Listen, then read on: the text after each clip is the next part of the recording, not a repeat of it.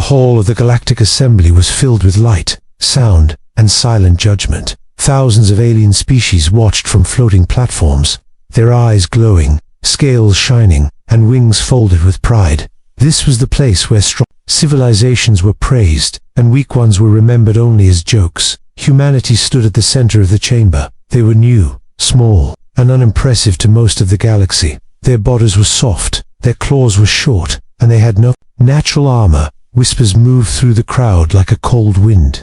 "Is this the species we waited for?" One alien laughed softly. "They look like prey," another replied. The sound of mocking echoes grew louder with every second. The humans did not argue. They did not shout or raise their voices. They stood calmly, watching, listening, learning. At the front of the human group stood a single man. He wore a simple uniform, no shining armor, no heavy weapons. His face showed no fear, only patience. Then something unexpected happened. A small alien female stepped forward from her delegation. She was thin, her skin pale blue, her eyes wide with terror. She looked at the human and froze. Her voice shook as she cried out, "Don't eat me, human." The hall exploded with laughter.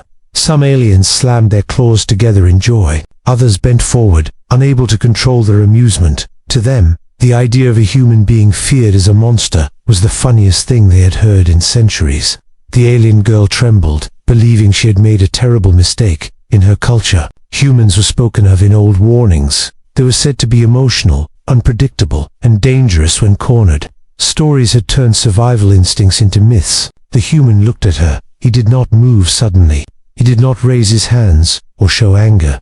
Instead, he smiled, not a cruel smile, not a proud one, just a calm, gentle smile. In a steady voice, he replied, "Not like you imagine." The laughter slowly faded. Some aliens stopped mid-breath, confused by the tone. Others frowned, expecting anger or threat instead of calm words. The human turned his gaze back to the council. "We are not here to hunt," he said. "We are here to be understood." That only caused more laughter.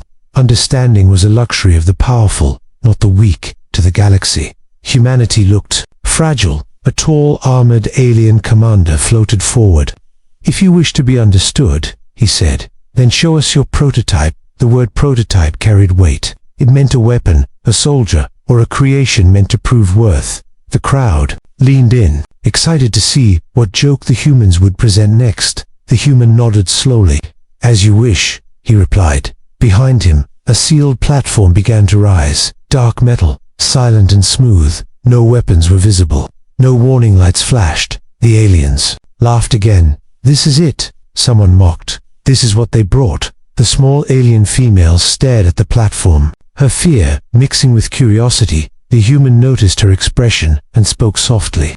"You should watch," he said, "not because you should be afraid, but because you deserve the truth." The platform locked into place with a quiet sound. The lights dimmed across the hall for the first time since the humans arrived. The laughter stopped. Something was about to be revealed, and humanity was no longer the one being judged. The lights of the Galactic Assembly stayed dim. The massive hall that once echoed with laughter now felt uneasy and tense. Aliens watched the sealed platform with sharp eyes and folded limbs. They expected failure, embarrassment, and proof that humans did not belong. The small, alien female stood frozen near her delegation. Her people whispered warnings behind her. Humans were still monsters in their stories, creatures that survived worlds others could not. The human representative stepped away from the platform. He moved slowly so no one would mistake his actions for a threat. His calm presence felt strange in a room full of nervous energy. "You seem afraid," he said gently, looking at the alien female. She flinched but did not run. "I was taught to be," she replied, her voice low. "They said humans eat anything weaker than them."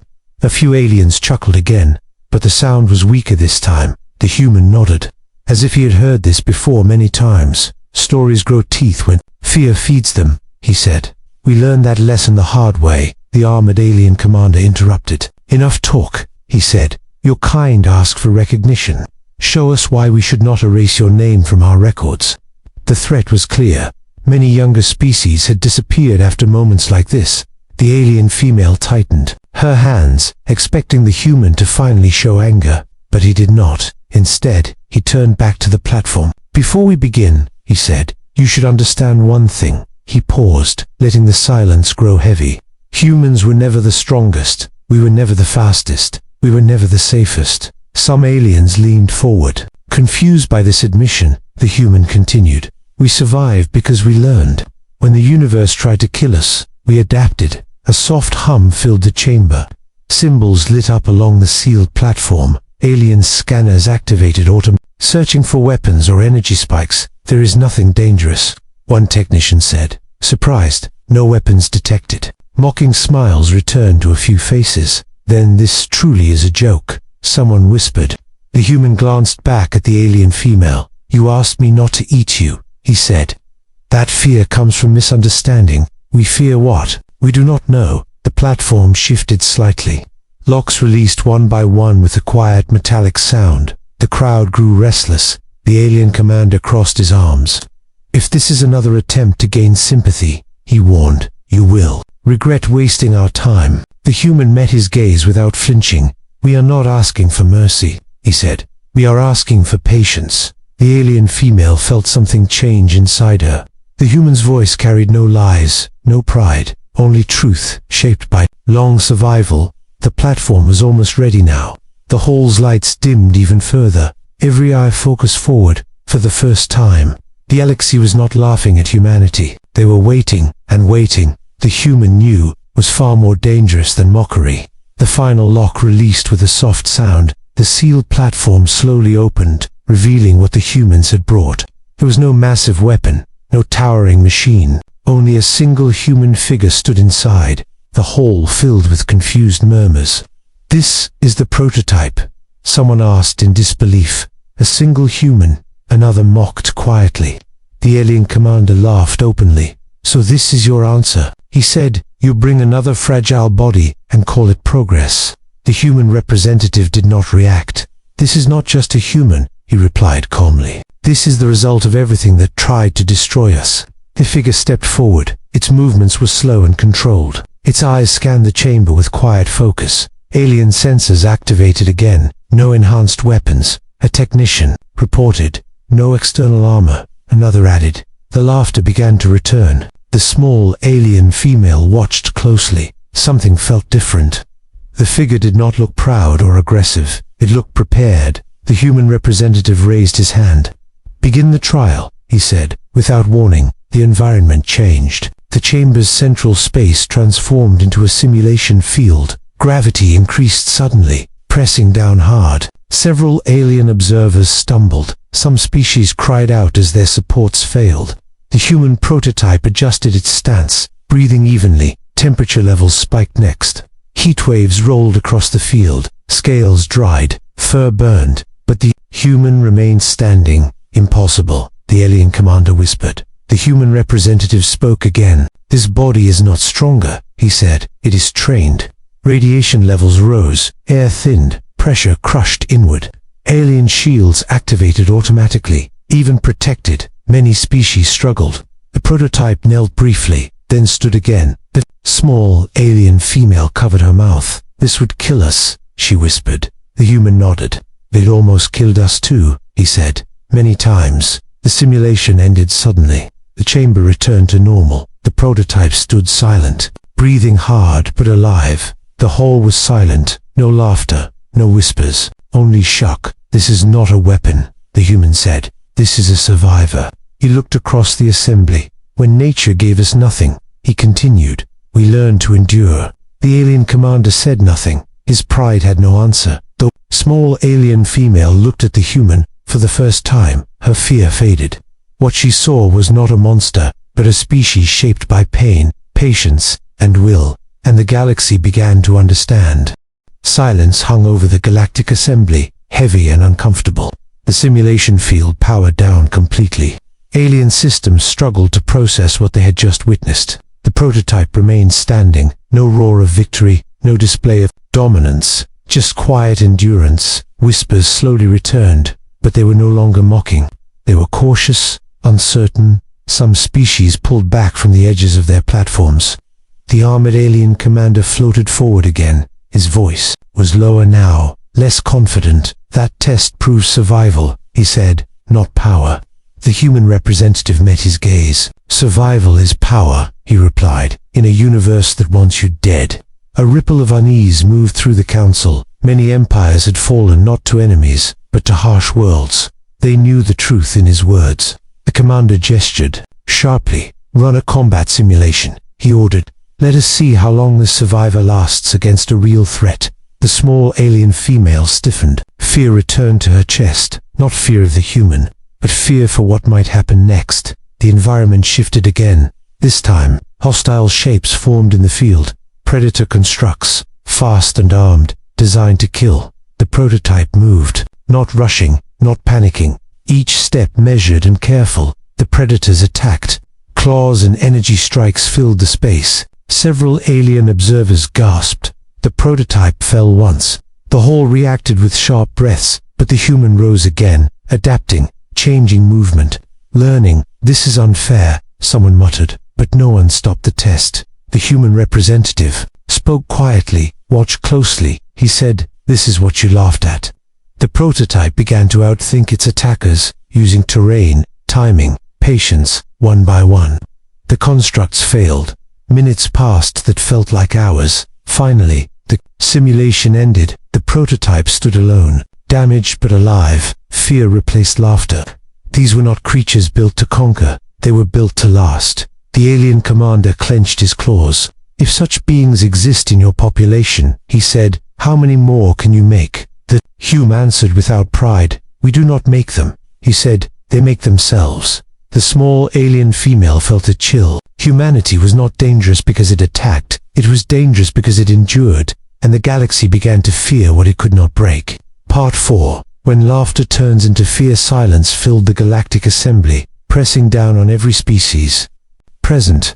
The laughter that once echoed through the hall was gone, replaced by uneasy stillness. The human prototype remained standing in the center. Injured yet unbroken, alien observers shifted on their platforms. Some activated defensive fields without realizing it. Others stared at the human with wide, uncertain eyes. The armored alien commander floated forward, slower this time. His voice lacked its earlier confidence. "That was survival," he said, "not dominance." The human representative replied calmly, "In a hostile universe, survival becomes dominance." A ripple of discomfort moved through the council. Many powerful races had fallen because they failed to adapt. They understood the meaning behind those words. The commander raised his claw. "Run a combat scenario," he ordered. "Let us see how this survivor handles true danger." The small alien female felt fear tightened her chest. Not fear of the human, but fear for what this test would reveal. The chamber shifted once more. Holographic enemies formed around the prototype. Fast, sharp, and built to kill. The attack began instantly. Energy strikes flashed. Claws slashed through the air. Gasps spread through the hall. The prototype was struck and thrown back. Several aliens turned away, expecting failure. But the human rose again, adapting with every movement. The human representative spoke softly. "This is what you mocked," he said. "This is what you laughed at." The prototype began to change its tactics, using patience instead of strength, timing instead of force. One by one, the attackers failed. The simulation struggled to keep up with the human's adjustments. When the test finally ended, the prototype stood alone, breathing heavily, still alive. Fear replaced amusement. This was not a species built for conquest. It was a species built to endure anything. The alien commander's voice was tight. "How many of these exist?" he asked. The human answered without pride. "We do not create them," he said. "Life creates them." The small alien female understood then.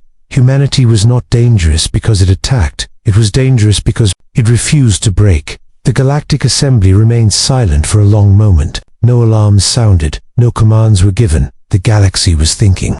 The human prototype was escorted from the field. Not as a threat, but as proof. The armored alien commander finally lowered his claws. His posture no longer showed authority, only caution and respect. "We misjudged you," he said slowly. "Your kind does not conquer. You endure." The human representative inclined his head. "We never asked to rule," he replied. "We only asked to survive." Murmurs spread across the council. Records were rewritten in real time. Humanity was no longer listed as weak. The small alien female stepped forward. Her voice still shook, but she stood tall. "I thought you would eat me," she said. "I was wrong." The human smiled gently. "We protect what fears us," he replied. That moment echoed across the assembly. Fear turned into understanding, mockery into respect. The council reached its decision. Humanity would not be erased, nor controlled. They would be watched, studied, and welcomed, not as rulers, but as survivors. As the session ended, many aliens avoided the humans' eyes. Others bowed their heads slightly. The small alien female looked back once more, not in fear, but in quiet trust. Across the galaxy, the story would spread, not of a monster species, but of one that smiled while being mocked, and endured until the laughter stopped. Humanity had won, not through violence, but through patience, resilience, and truth.